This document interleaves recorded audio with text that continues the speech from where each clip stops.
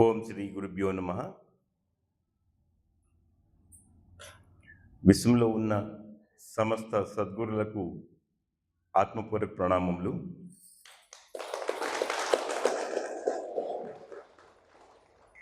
మనందరికీ ధ్యాన భాగ్యం కలిగించిన మహర్షి బ్రహ్మర్షి సుభాష్ పత్రిజీ గారికి అనంతకోటి ప్రణామములు.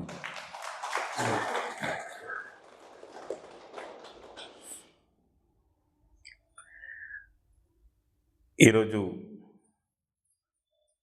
ఆరోగ్య పిరమిడ్ ధ్యాన కేంద్రం గౌరీ బెదినూరులో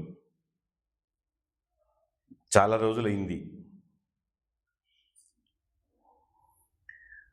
మళ్ళొకసారి అవకాశం ఇచ్చిన మీ అందరికీ కూడా ధన్యవాదములు.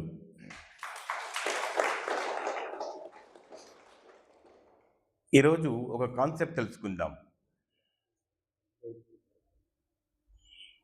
మనము ప్రతినిత్యము కొన్ని పదములు వాడుతూనే ఉంటాం. వ్యవహారిక భాషలో మన నోటి వెంట వస్తూనే ఉంటాయి. అయితే వాటి యొక్క అంతరార్థం మనకు తెలియదు. కానీ మన నోటి వెంట అవి ప్రతినిత్యం ఆ పదాలు వస్తూనే ఉంటాయి. ఏంటి ఆ పదాలు అంటే ధర్మము అధర్మము, పుణ్యము పాపము, ఇలాంటివన్నీ మన నోటి వెంట వస్తూనే ఉంటాయి. ప్రతిరోజు ఒకసారి వాడుతుంటాం. ధర్మం అధర్మం, పుణ్యం పాపం, ఇలాంటివి వాడుతూ ఉంటాం. ఈరోజు వాటి గురించి తెలుసుకుందాం. ఏంటి ధర్మం గురించి తెలిసిన వాళ్ళు చేయొద్దండి. మనం వాడుతుంటాం కదా ధర్మం గురించి తెలిసిన వాళ్ళు. ఓకే, 1 2 3 4 5 6. అధర్మం గురించి తెలిసిన వాళ్ళు, ధర్మం గురించి తెలిస్తే అధర్మం గురించి తెలుస్తుంది. అలాగే పుణ్యం పాపం తెలుసు. మరి ఏంటి ధర్మం అంటే ఏంటి? ప్రప్రథమంగా ప్రతి సత్సంగంలోనూ చాలామంది పండితులు ఒక్కసారిన ఉపయోగిస్తారు. ఆ చతుర్విధ ఫల పురుషార్థములలో మొట్టమొదటిగా వచ్చేదేంటి? ధర్మం. ధర్మ అర్థ కామ మోక్షాలు, ఈ నాలుగుని మనము చతుర్విధ ఫల పురుషార్థంలో ఉంటారు. పురుషార్థంలో అంటే కేవలం పురుషుడే కాదు, అందరికీ స్త్రీ కూడా. ఏమండి, ఏదో పురుషార్థంలో ఉన్నారు కదా అని చెప్పేసి పురుషుడికి మాత్రమే ఆ 4, స్త్రీలు అయినా మాకు వర్తించవు. ధర్మము అర్థము కామము మోక్షము విన్న ఆ పురుషులకు మాత్రమే, మాకు చెప్పలేదు అనుకోద్దండి. అవి పురుషార్థంలో ఉంటే అది అందరికీ వర్తిస్తుంది. పురుషము అంటే అర్థం వేరే ఉంది. ఎందుకు ఈ 4ట్లో ధర్మమును మొదటిగా తీసుకొచ్చారు? ప్రతి దానికి ధర్మం ప్రారంభం మొదలవుతుంది, ధర్మంతో మొదలవుతుంది, ధర్మంతో ఎండ్ అవుతుంది. ధర్మం. నెక్స్ట్ అర్థం. అర్థం అంటే ఏమి? మనకు చాలా అర్థాలు వస్తాయి. అర్థం అంటే ధనము కావచ్చు, లేదా మీనింగ్ కావచ్చు. అయితే ఇక్కడ ఏంటి అర్థము? అర్థం అర్థం అర్థం చేసుకోవడము అంటే మనము మైండ్లోకి ఎక్కించుకోవడం. అర్థం అంటే ధనము. ఇక్కడ ధర్మార్థము, ధర్మం అర్థం ధర్మార్థం, ధర్మం కామం ధర్మకామం. ఈ ధర్మార్థం ధర్మకామం ఏమవుతుంటే ఫస్ట్ ధర్మం, తర్వాత అర్థం, ధర్మార్థం, ధర్మకామం. ఇవి నాలుగవది మోక్షం, విడుదల కలిగిస్తుంది. అయితే ధర్మం ప్రధానంగా రెండే. ఒకటి దేహ ధర్మము, రెండు దేహి ధర్మం. ప్రధానంగా రెండే. ఒకటేంటి దేహ ధర్మము, రెండు దేహి ధర్మము. దేహ ధర్మంకు అనేకం ఉన్నాయి. దేహ ధర్మం అనగా ప్రాపంచిక ధర్మం. ఒక గృహిణి భర్తకు అనుసరిస్తూ ఉండడం గృహిణి ధర్మం. ఒక భర్త తాను ఇంటి యజమానిగా కుటుంబ సభ్యులకు కావాల్సిన అవసరాలు తీర్చడము ఆ యజమాని ధర్మం. అలాగే ఒక సైనికుడు దేశ రక్షణ చేయడం వాని ధర్మం. తర్వాత ఇలాగా ప్రాపంచిక ధర్మాలు చాలా ఉన్నాయి. ఉద్యోగ ధర్మం, నిజాయితీగా ఉండి ఉద్యోగం చేయడం ఉద్యోగ ధర్మం. తనకు తెలిసిన జ్ఞానమును ఏమాత్రము ఆశించుకోకుండా అందరికీ పంచి ఇవ్వడం గురుధర్మం. అలాగే ఒక గురువు లేదా ఒక మార్గదర్శి చెప్పుతున్న జ్ఞానాన్ని శ్రద్ధగా వినడము శిష్య ధర్మం లేదా ఆ నేర్చుకునే వాని యొక్క ధర్మం.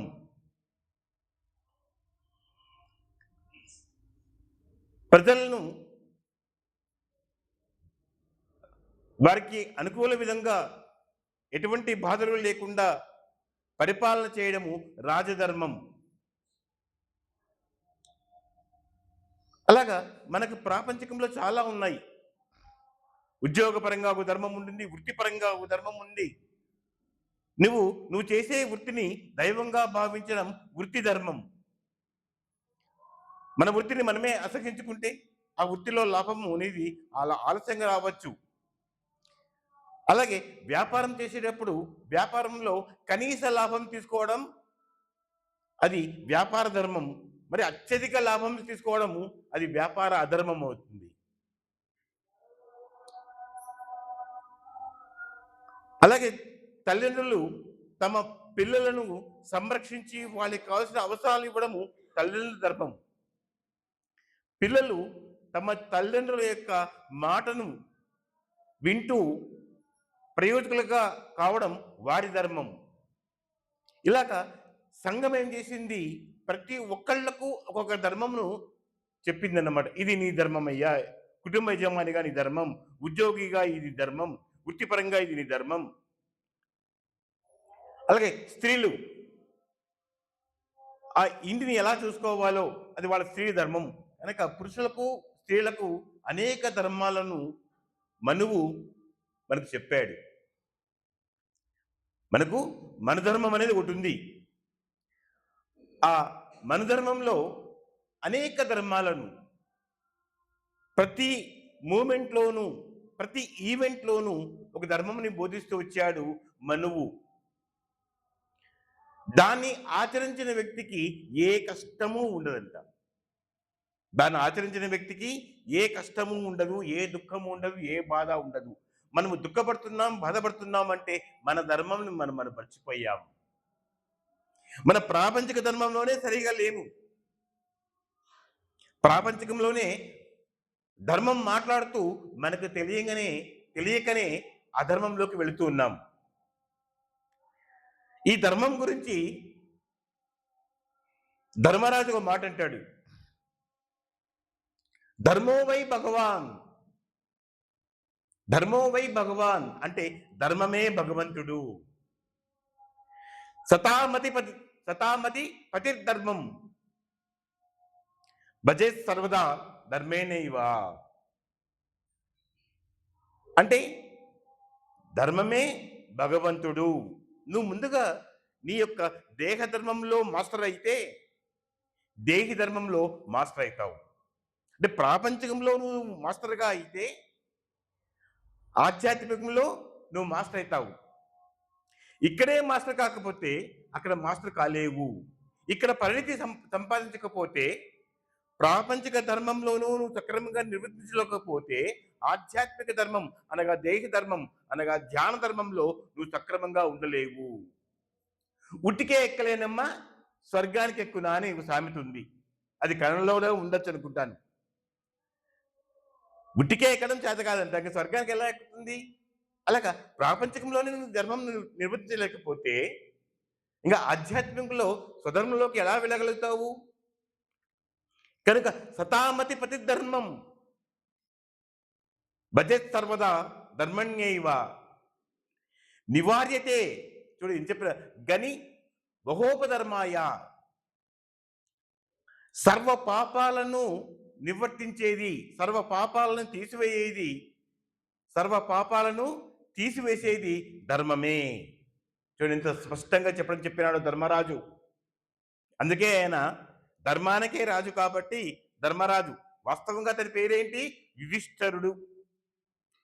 యుధిష్ఠరుడు. మరి యుధిష్ఠరుణ్ణి ఆ పేరు తక్కువ వాడతాం. పంచపాండవుల్లో మొదటివాడు ఎవరు అంటే చెప్తాం మనము ధర్మరాజే అంటామే కానీ యుధిష్ఠరుడు అంటామా?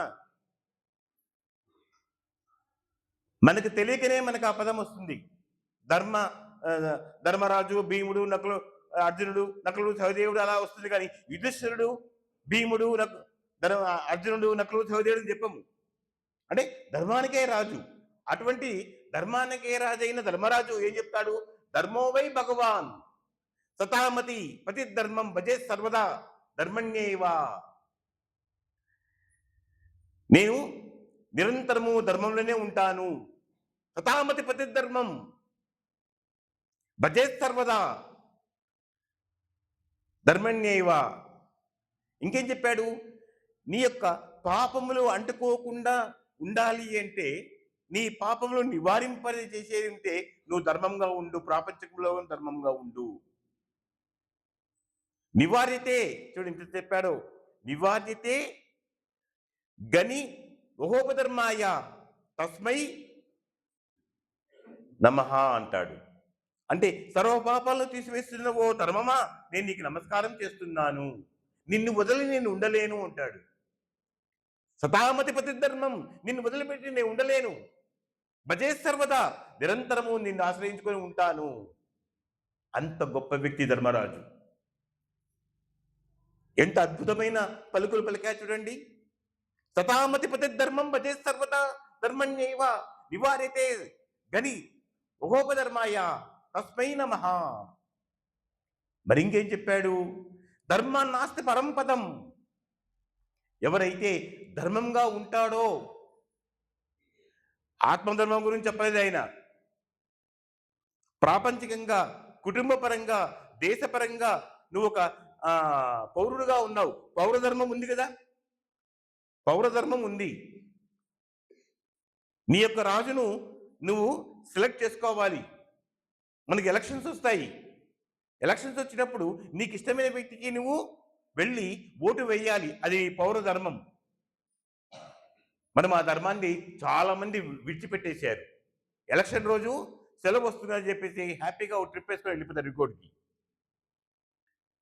ఓట్లు వేసే వాళ్ళు ఎంతమంది ఉన్నారు? చాలా తక్కువ. అంటే మన పౌర ధర్మాన్ని మనం మర్చిపోతున్నాం. అలాగే ప్రభుత్వానికి మనము సరైన విధంగా పన్నులు చెల్లించడము, ఆ ఆదాయం వచ్చే వ్యక్తి ఒక ధర్మం. అది చాలా మంది మర్చిపోయారు. ఎవరు కడుతున్నారు అంటే నిజమైన ఉద్యోగస్తులు మాత్రమే పన్నులు కడుతున్నారు, కరెక్ట్గా పన్నులు కడుతున్నారు. వాళ్ళ రికార్డెడ్ ఇన్కమ్ కాబట్టి. రికార్డులో లేని ఇన్కానికి పన్నులు కట్టడం లేదు అంటే నువ్వు పురధర్మాన్ని నువ్వు మర్చిపోయావు, పౌరధర్మాన్ని మర్చిపోయావు. ఎంత ధనముని నువ్వు అకౌంట్లో వేసుకుంటున్నావు అంటే అధర్మాజితం పాపం. కనుక ధర్మం చెప్పుకోవడం చాలా ఈజీ, కేవలం 2 అక్షరాల పదమే. దాన్ని ఆచరించడం చాలా కష్టం. మనకు ఒక వాక్యం ఉంది శాస్త్రంలో, ఏమి? ధర్మో రక్షిత రక్షిత అని. ధర్మాన్ని మనం రక్షించనక్కర్లేదు, మనం రక్షిస్తేనే ఉండవలసిన హీన స్థితిలో ధర్మం ఉండదు. గుర్తుపెట్టుకోండి, మనం రక్షిస్తేనే ఉండవలసిన హీన స్థితిలో, అంత దౌర్భాగ్య స్థితిలో ధర్మం ఉండదు. మరి ఏంటి అర్థము? ధర్మో రక్షతి రక్షిత అంటే అర్థం ఏంటి? ధర్మో రక్షతి అంటే అక్కడ ఏమిటి? ధర్మో ఆచరితి రక్షిత. ధర్మో ఆచరతి రక్షిత. ఎవడు ధర్మాన్ని ఆచరిస్తాడో ఆ ధర్మం వాడిని కాపాడుతుంది. కనుక ధర్మో ఆచరతి రక్షిత. అటువంటి ధర్మమే నిన్ను పరపదం చేరుస్తుంది. ధర్మా నాస్తి పరంపదం. ఇంకేం చెప్పాడు? ఈ ధర్మం అనేది శాంతిని ఇస్తుంది. శాంతి ప్రియ. ధర్మో తిష్టతి సత్యమేవ. ధర్మో తిష్టతి సత్యమేవ. ధర్మము ఎక్కడ ఉంటుందంటే సత్యంలో ఉంటుందంట. ధర్మో తిష్టతి సత్యమేవ. సత్యమో తిష్టతి జ్ఞానమేవ. జ్ఞానమో తిష్టతి ధ్యానమేవ. ఇది ఎవరు చెప్పిండేది? ధర్మరాజు చెప్పాడు. చూడండి ఈ చివరి పలుకులు ఎంత అద్భుతంగా ఉన్నాయో. మొట్టమొదటిగా ప్రాపంచిక ధర్మం తీసుకొచ్చాడు, తర్వాత ఆధ్యాత్మిక ధర్మం తీసుకొచ్చాడు. ధర్మస్య శాంతి ప్రియ. ధర్మో తిష్టతి సత్యమేవ. సత్యంలోనే ధర్మం ఉంటుంది. సత్యమో తిష్టతి జ్ఞానమేవ. సత్యం ఎక్కడ తిష్ట వేసుకుంటుంది? జ్ఞానంలో ఉంటుంది అన్నాడు. జ్ఞానం ఎక్కడ ఉంటుందంట? ధ్యానంలో ఉంటుంది. జ్ఞానమో తిష్టతి ధ్యానమేవా. ఎంత స్పష్టంగా చెప్పా చూడండి. కనుక ఇటువంటి ధర్మాన్ని నేను వదిలిపెట్టను. ఏం చెప్పాడు? ఈ ధర్మాన్ని నేను వదిలిపెట్టను. ధర్మమాం వర్జయ. నేను వదిలిపెట్టను. కనుక మనము ఎవరికి వాళ్ళు ప్రశ్న వేసుకోవాలి. మన ప్రవర్తన ఎలా ఉంది? మన ప్రవర్తన సక్రమంగా ఉన్నదా లేదా? అన్ని ధర్మాలు నీ పాటిస్తున్నాను లేదా? అప్పుడే నువ్వు ధ్యానం చేసినప్పుడు దేహ ధర్మంని వదిలిపెట్టి దేహి ధర్మంలోకి వెనువెంటనే వెళ్ళగలుగుతావు. ప్రపంచంలో అవినీతిగా ఉంటూ ఉద్యోగి లంచం తీసుకోకపోవడం ధర్మం. ఉద్యోగి లంచం తీసుకోకపోవడం ధర్మం, తీసుకోవడం అధర్మం. కానీ ఇప్పుడు ఎలా ఉంది? మనకి ఏదైనా పనులు కావాలంటే ప్రభుత్వ ఆఫీసుల్లో 99% అధర్మమే ఉంది. మరి వాళ్ళు భక్తులే, వాళ్ళు గుళ్ళకు వెళ్తారు, వాళ్ళు పూజలు చేపిస్తారు, వాళ్ళు హోమాలు చేపిస్తారు, వాళ్ళు టెంకాయలు కొడతారు. ఇక్కడ అధర్మం చేస్తూ, అధర్మంలో ఉంటూ, అధర్మార్జితం తీసుకుంటూ నేను అన్ని రకాలుగా పూజలు చేస్తాను, వ్రతాలు చేస్తాను, హోమాలు చేస్తాను ఉంటే నీ యొక్క అవినీతిది అధర్మం ఎక్కడికి పోదు, అది నీ వెంటే వస్తుంది. ఎంతవరకు వస్తుందంట చూడండి. ఎంతవరకు వస్తుందంటే యదినాత్మని పుత్రేషు, అది నీవు చివరి వరకు నువ్వు చేసిన అధర్మము, ఆ దుష్కర్మ నువ్వు అనుభవిస్తే ఉండాలి. నువ్వు ఏ అధర్మంలో అయితే ఉంటావో ఆ అధర్మం యొక్క కర్మ ఫలితము నీ చివరి శ్వాస వరకు నువ్వు అనుభవించాల్సిందే. యదినాత్మని పుత్రేషు అంటే నచేత్ పౌత్రేషు నత్ పురుషు నత్వే భవతు దుష్కర్మ కర్తుం భవతి నిష్ఫలః. ఏమిటిది అర్థము? నువ్వు ప్రాపంచకంలో చేసిన అధర్మము, ఆ దుష్కర్మ నీవు చివరి శ్వాస వరకు నువ్వు అనుభవించాల్సిందే. ఒకవేళ నువ్వు అనుభవించకపో ఇంకా ఉంది అనుకో, అప్పుడు దాన్ని నీ పుత్రులు అనుభవించాల్సిందే. తల్లిదండ్రులు చేసిన పాపాలు పిల్లలకు శాపాలు, తాతలు చేసిన పాపాలు కూడా వారి పిల్లలకు పిల్లలకు కూడా వర్తిస్తుంది అని చెప్తోంది శాస్త్రం. యదనాత్మని పుత్రేషు నచేత్ పౌత్రేషు. పౌత్రేషు అంటే అర్థం ఏంటి? మనవలు మనవరాళ్ళు వాళ్ళు కూడా వెంటాడుతుందంట.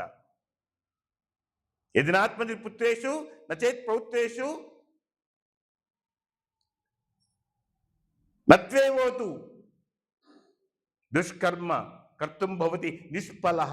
అది నిష్ఫలం కాదంట, వెంటాడుతూనే ఉన్నాయి. నక్షత్రుడు ఎలా సత్యహరిచంద్రుని వెంటాడినాడో అంత సత్యంలో ఉన్నట్టు హరిచంద్రుడిని నక్షత్రుడు వెంటాడాడు.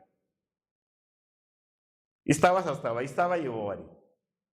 అలాగా ఈ కర్మ ఎప్పటికీ నిష్ఫలము కాదు. అదే సత్కర్మ నిష్ఫలము కాదు, దుష్కర్మ నిష్ఫలం కాదు. సత్కర్మ, నువ్వు ప్రాపంచికంలో నీ యొక్క అనేక ధర్మాలు ఉన్నాయి. అలాగే ఆహారము ఎంత తీసుకోవాలనో అది నీ ధర్మం. నిద్రపోవడం ఎంత నిద్రపోవాలనో అది నీ ధర్మం. నిద్రపోకపోవడం కూడా అధర్మేనంట. నీకు దేహం ఉంది, ఈ దేహానికి విశ్రాంతి కావాలి. నిద్రపోకుండా దాన్ని అనేక విధాలు కష్టపెడుతుంటే ఏమవుతుంది? నువ్వు అధర్మంలో ఉన్నావు. ఎక్కువ నిద్రపోతున్నావు, అప్పుడు అధర్మంలో ఉన్నావు. అలాగే తిండి ఎంత కావాలనో కడుపుకు అంత తినడం ధర్మం, అతి ఎక్కువగా తినడం అధర్మం. అదే కృష్ణ పరమాత్మ చెప్తాడు, యుక్తాహార విహారస్య యుక్త చేష్టస్య కర్మసు.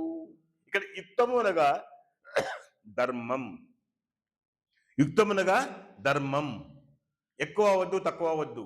యుక్తాహార విహారస్య యుక్త చేష్టస్య కర్మసు యుక్త స్వప్నావబోధస్య యోగో భవతి దుఃఖః. అటువంటి వాడికి దుఃఖం ఉండదు. సమత్వం ఉండేవాడికి. కనుక మనం ఏం చేస్తున్నామంటే, ఇప్పుడు ఏదో కొత్తగా మీరుగా చూసింటారు, యూట్యూబ్లో దాంట్లో చూసింటారు, ఇది గుడాకేశ ధ్యానం అంటూ చూసింటారు. గుడాకేశ ధ్యానం అని ఏమి? నిద్రపోకుండా ఉండడము. ఒక వ్యక్తి 20 సంవత్సరాల నుంచి నిద్రపోవడం లేదు, అలాగే నిద్ర లేకుండా అట్లా మేల్కొని ఉండడము, అది ధ్యానం అని అదొక ధ్యానం తీసుకొచ్చారు. మీరందరూ చూసింటారు గుడాకేశ ధ్యానం అని.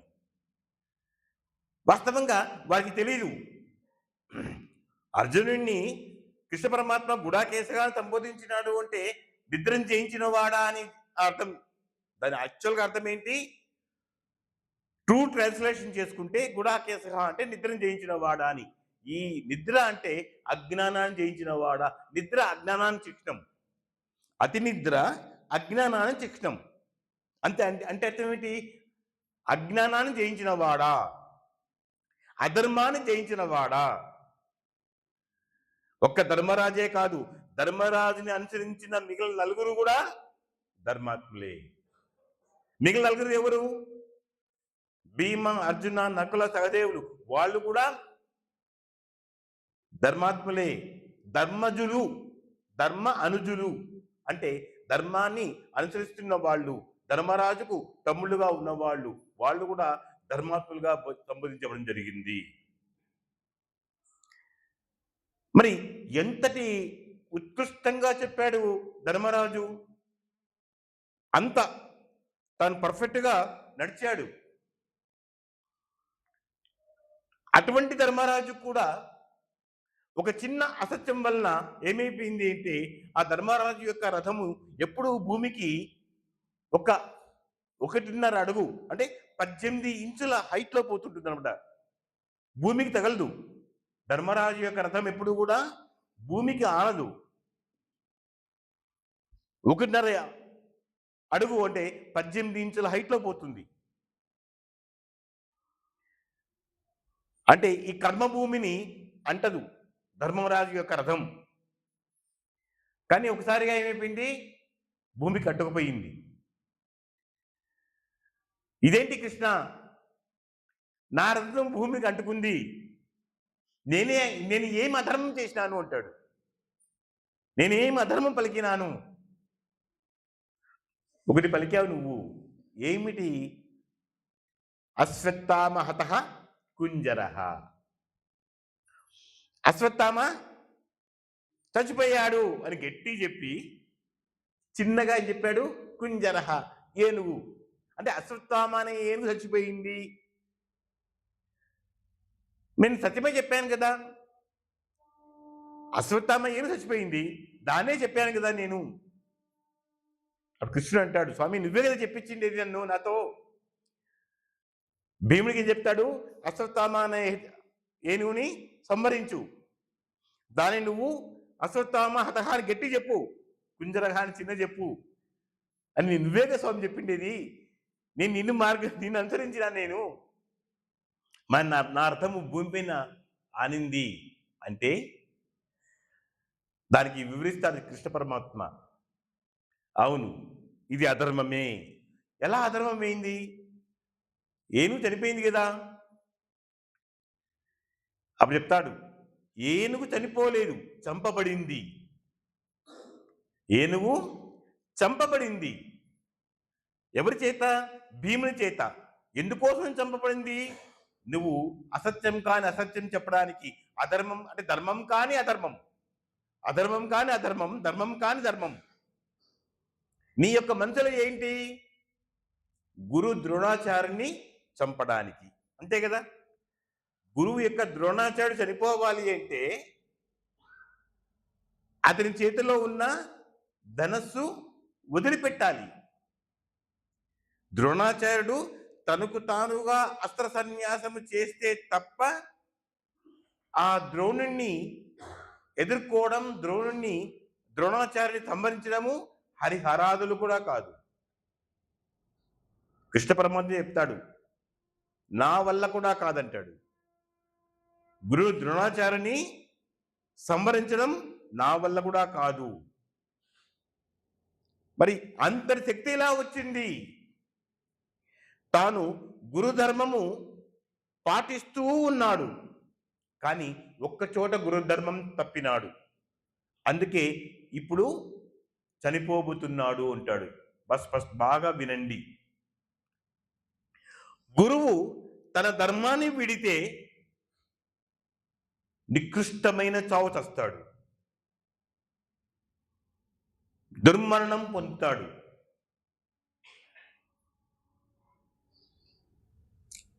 గురుధర్మం ఎవరు వచ్చినా వారికి విద్య నేర్పించడం, శిష్యులు ఏమన్నా తృణమో పణమో ఇస్తే తీసుకోవడం, అది గురుధర్మం. కానీ ద్రోణాచార్యుడు ఏకలవ్యునికి విద్యను నేర్పించలేదు, ఏకలవ్యుడు అర్థించినాడు, నాకు విద్యను బోధించండి.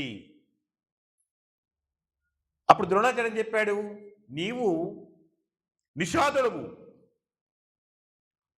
నువ్వు సుక్షత్రియుడు కావు, కనుక ఈ ధనుర్విద్య నీకు బోధించడానికి వీలు పడదు. అంటే తన యొక్క గురుధర్మాన్ని వదిలిపెట్టాడు. వదిలిపెడితే పర్వాలేదు, కానీ ఇంకొక అధర్మం చేశాడు. ఏంటి? ఆ గురువే తనకి నిజమైన గురువు అని ఆ గురువు యొక్క ప్రతిమను ఎదురుగా ప్రతిష్ఠించుకొని ఎంత తదేకంగా ధ్యానం చేస్తాడో. ఎవరు? ఏకలవ్యుడు. ఎంతటి గురి ఉంటే ఏకలవ్యునికి, ఎవరైతే నేను విద్యను బోధించను అని చెప్పిన ఆ గురువు యొక్క ఆత్మయే తనకు తెలియకుండా ఇతని దగ్గరికి వచ్చి, ఏకలవ్యుని దగ్గరికి వచ్చి సర్వ విద్యలు నేర్పిస్తాడు.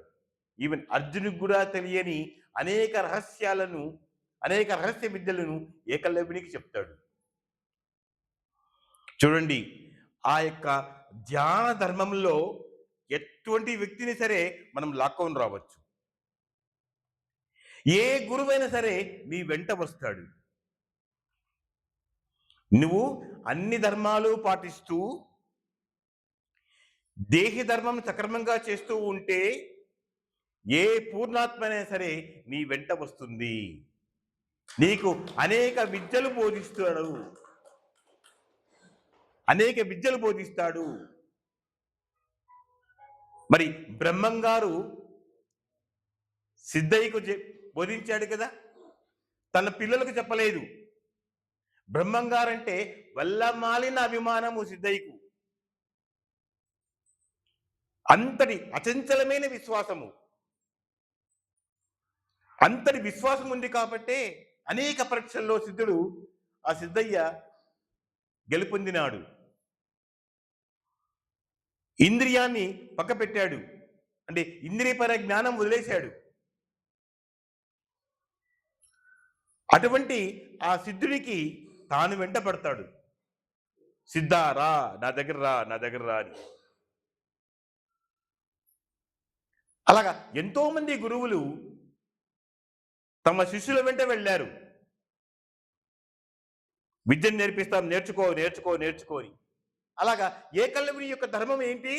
నేను విద్యను ఆర్జించాలి, ఆ వ్యక్తి నాకు నేర్పించాలి, ఆ గురువుని నేర్పించాలి. తన ధర్మాన్ని తప్పకుండా, అంటే ఏ మాత్రము పక్కపోకుండా తన ధర్మాన్ని తను పాటించాడు.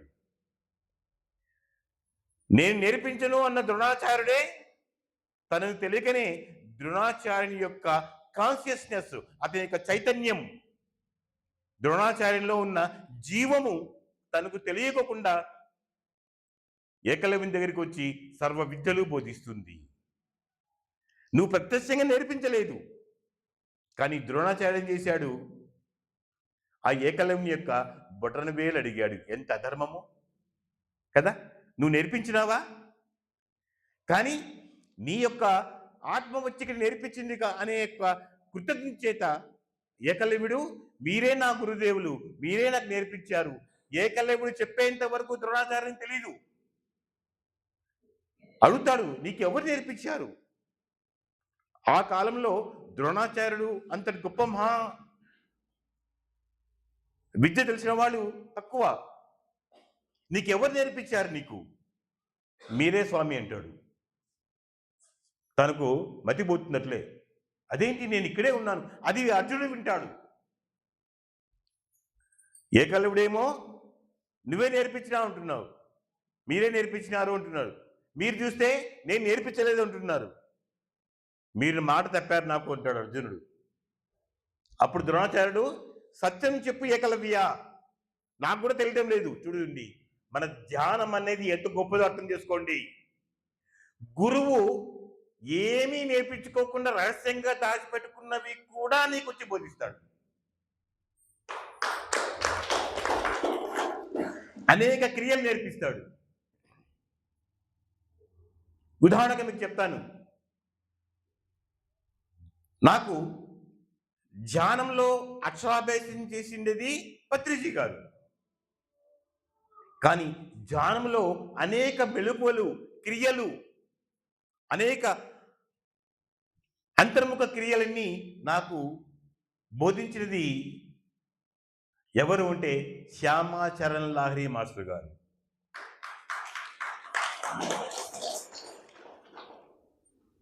ఆయనే నాకు ఒకసారి వచ్చి, ఎప్పుడు గిద్దలూరులో ధ్యానం క్లాస్ తీసుకున్నప్పుడు, ఆ రోజు ఒక 3000 మంది ధ్యానం క్లాస్కి వచ్చింటారు. ఒక దేవాలయ ఆవరణంలో అరేంజ్ చేశారు, ఒక 3000 మంది వచ్చింటారు పౌర్ణమి రోజు. మరి ధ్యాన సత్సంగం అంతా అయిపోయింది. రాత్రి ఉదయం నుంచి సాయంత్రం 7 వరకు ధ్యాన సత్సంగం అయింది. తర్వాత వచ్చిన తర్వాత నాకు ఒక గది కేటాయించారు విశ్రాంతి తీసుకోవడానికి.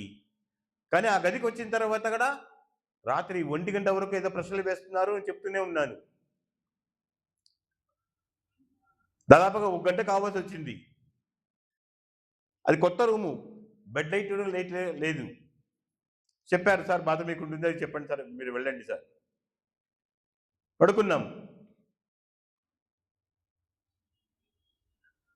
పడుకున్నానో లేదో, రవి రవి పైకి లేయి, రవి పైకి లేయి. నాకు స్పష్టంగా వినబడుతోంది. ఎవరు నన్ను రవి అంటారు? నా స్నేహితులు అంటారు. ఇద్దరున్నారు మన జన సభ్యులు. పత్రిజీ గారు రవి అంటారు, మిగతా అందరూ రవి మాస్టర్ లేదా రవి సార్ అంటారు. ఈ గిద్దలూరులో నన్ను రవి అని పేరు పెట్టి పిలిచేంతగా ఎవరు లేరు. మరి రవి నన్ను ఎవరంటున్నారు అని చూస్తే నేనయ్యా శ్యామాచార్యం లేయి అన్నాడు.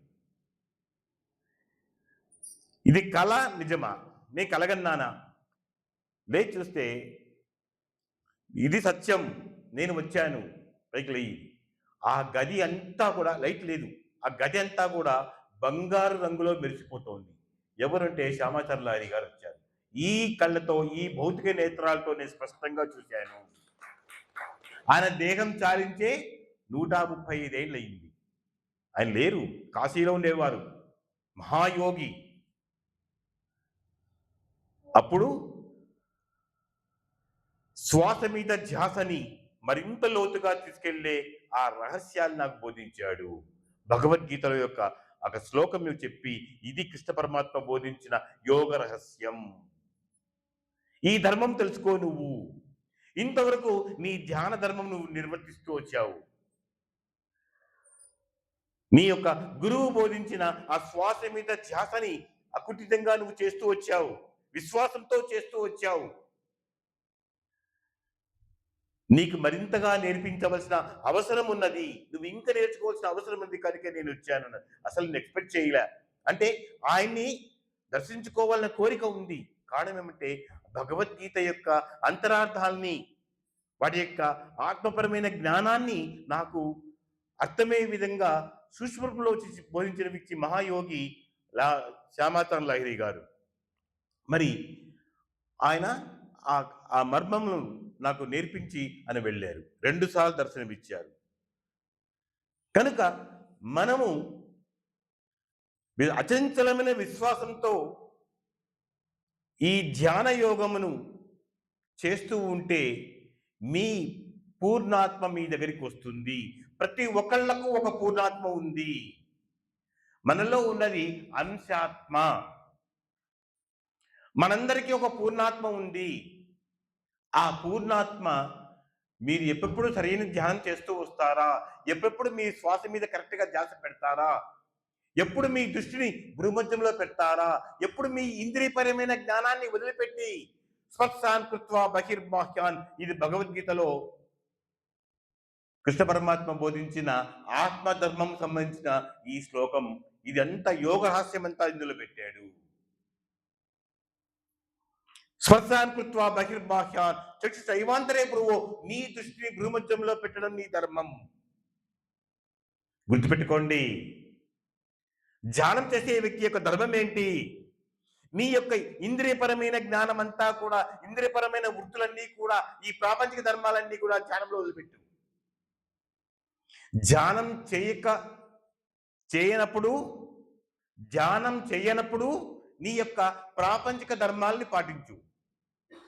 ప్రతి మహిళ తన గృహిణి ధర్మంగా, వివాహం కాని స్త్రీ తన కుమారిగా తన ధర్మంగా,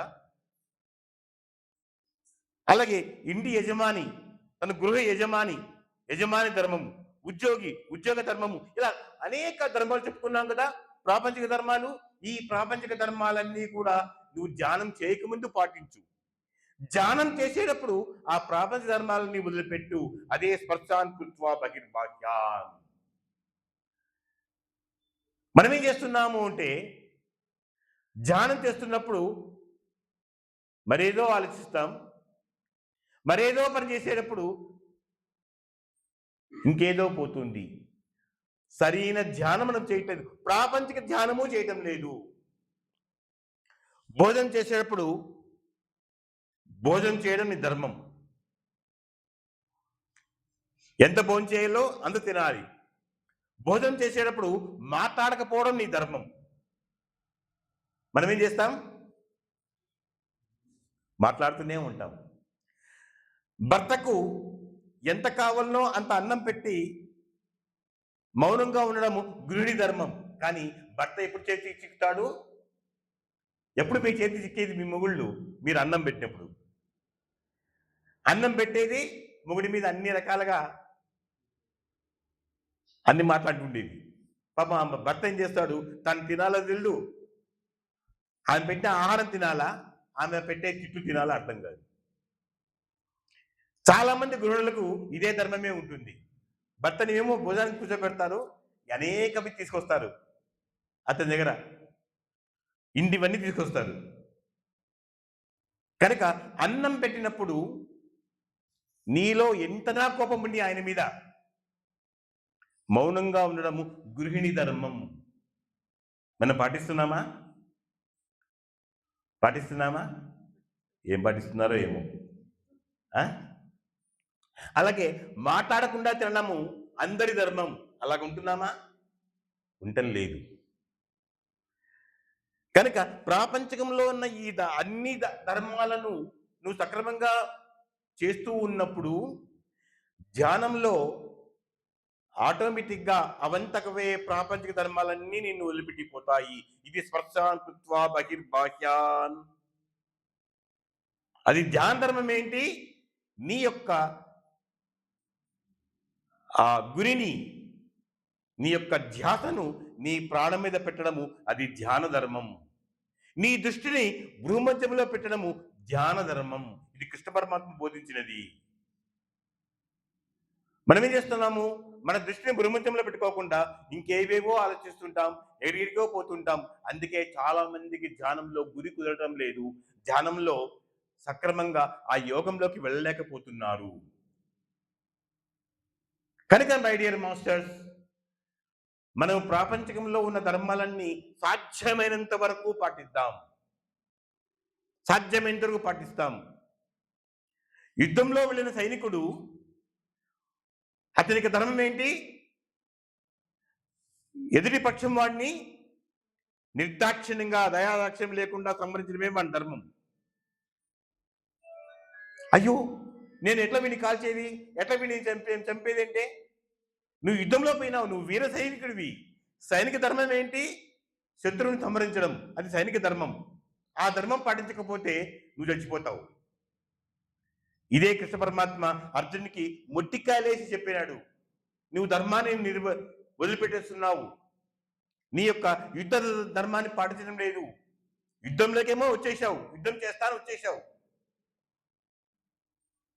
ఎప్పుడెప్పుడు కౌరవులకు మనకు యుద్ధం పడుతుందా, ఎప్పుడెప్పుడు నా అస్త్రాలని వారి మీద ప్రయోగించి విజయం సాధించాలా అని ఉవ్విళ్ళు ఉన్నావు.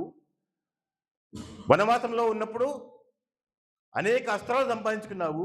తీరా యుద్ధం క్షేత్రంలోకి వచ్చిన తర్వాత నీ యుద్ధం చేయను అన్నావు. అది అధర్మమా ధర్మమా? చెప్పండి. అర్జున్ యొక్క ధర్మమా అధర్మమా? అది అధర్మమే. యుద్ధ క్షేత్రంలోకి వచ్చిన తర్వాత నేను యుద్ధం చేయను, ఇంతమంది బంధువులు ఉన్నారు, తాతలు, తండ్రులు, మనవులు, కుమారులు ఇంతమంది ఉన్నారు అంటే అప్పుడు తెలియదా? అప్పుడంతా యుద్ధం కావాలా యుద్ధం కావాలా అడిగినావు. తీరా నువ్వు కోరుకున్నట్టుగా యుద్ధం వచ్చింది, ఇప్పుడు నువ్వు యుద్ధం చేయవు అంటే దాన్ని కార్పణ్య దోషము అంటారు. ఎంత స్పష్టంగా కృష్ణ పరమాత్మ అర్జునునికి కర్తవ్య బోధన చేశాడు, ధర్మ బోధన చేశాడు. ఇది ధర్మం కాదు,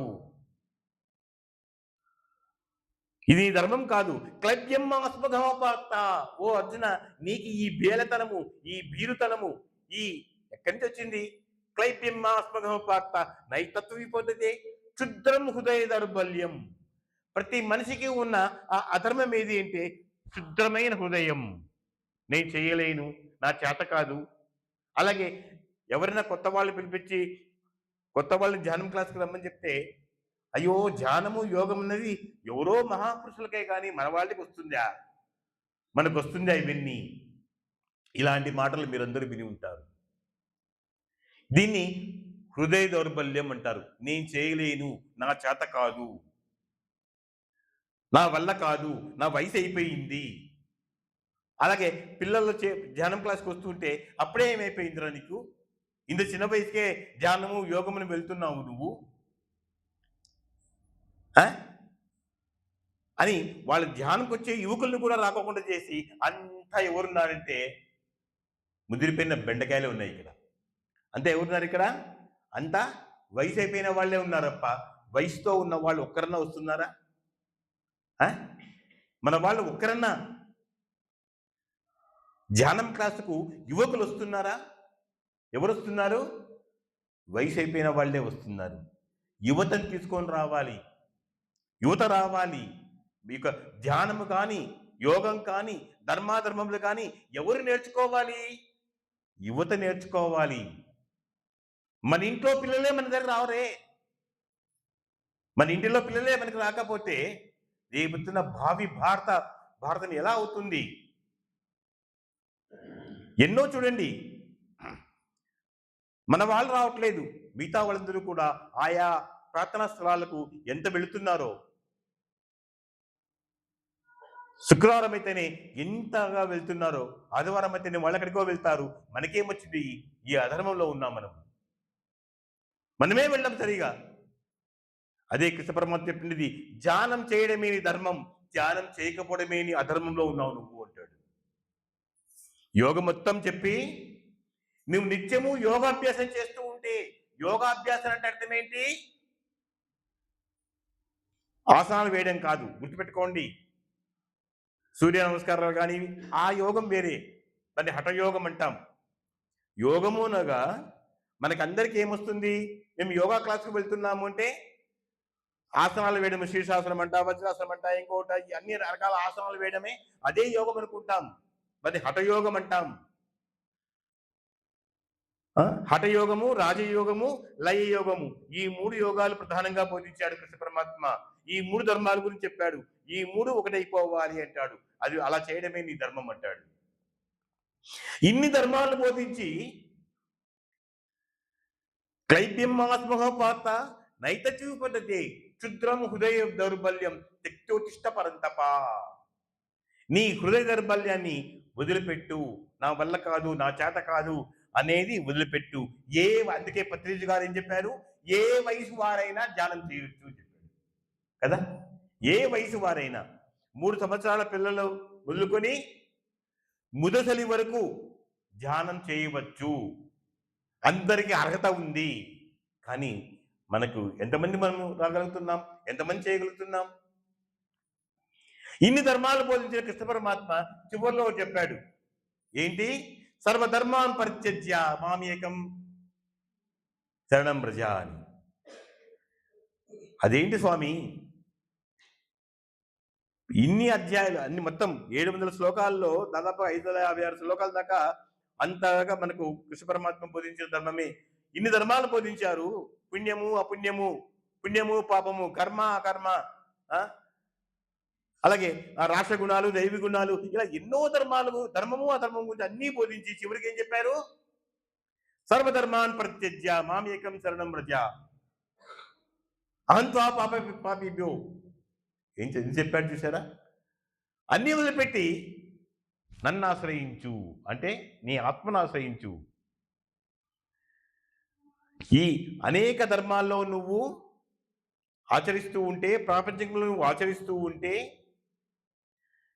నీకు దేహి ధర్మం, దీన్ని స్వధర్మే నిరంశ్రేయ పరధర్మో భయావహ అన్నాడు. స్వధర్మే నిధనం శ్రేయ.